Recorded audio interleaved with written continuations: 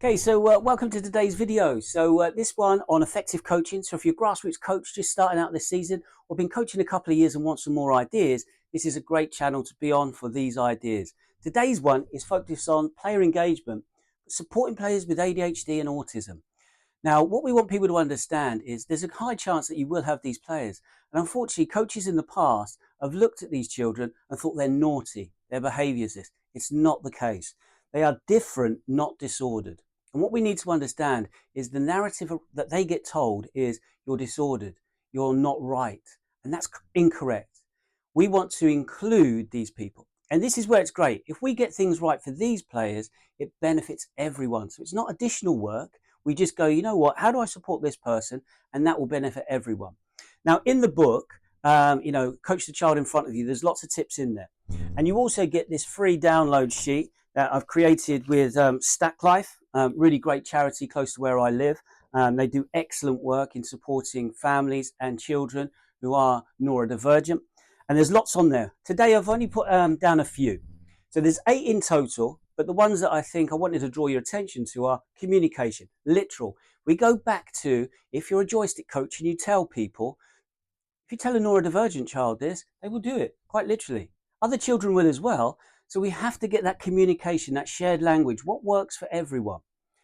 Alexithymia. Now, this is really important because I'm not an expert in this, and this is what I want to convey to people. You don't have to be an expert in this. So alexithymia is the difficulty in identifying the expression of emotions. They might not quite get what you're trying to convey. They might not interpret that properly. So it's just being patient. And then finally, diagrams. If we can use tactics boards, so I've got a really great one here. Yeah, you can get them. They're brilliant. And if you write on there the routine of what's going to happen with the session, this helps with this bit as well. When are we going to the next part of the session? So in my book, I advocate whole part, whole coaching. So going from a game to a part practice to a game.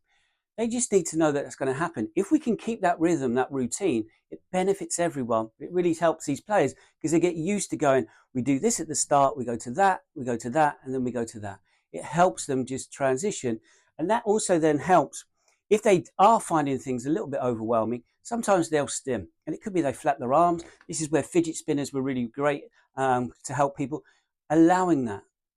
Now, what can sometimes get on coaches' nerves if they're bouncing a ball? So give them something different that doesn't bounce a ball and distract you, but helps them also then regulate so they're in a good place.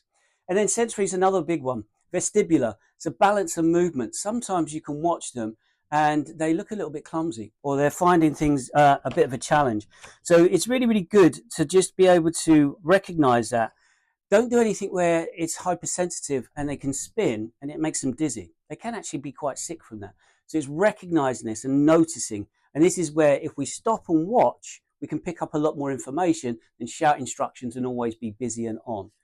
The internal sensations. So sometimes you might turn around, does anyone need to go to a toilet? The child would say no.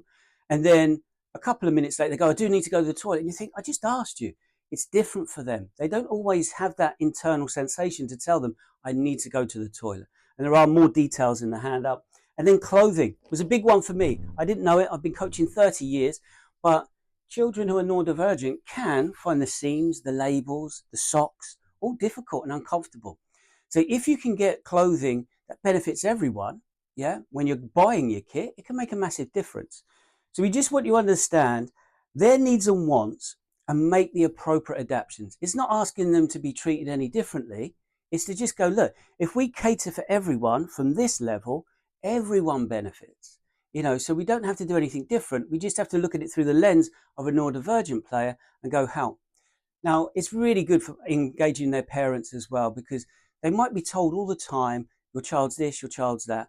And that narrative, if they've got a welcoming coach going, look, this is how we treat children here who have ADHD and autism and other neurodivergence, they're going to want to come and be part of your team. So I hope you found this useful. It's really, really good. And I would encourage you to have a look at the resources so you can then try to put some of these tips into your coaching. I look forward to seeing you in the next video.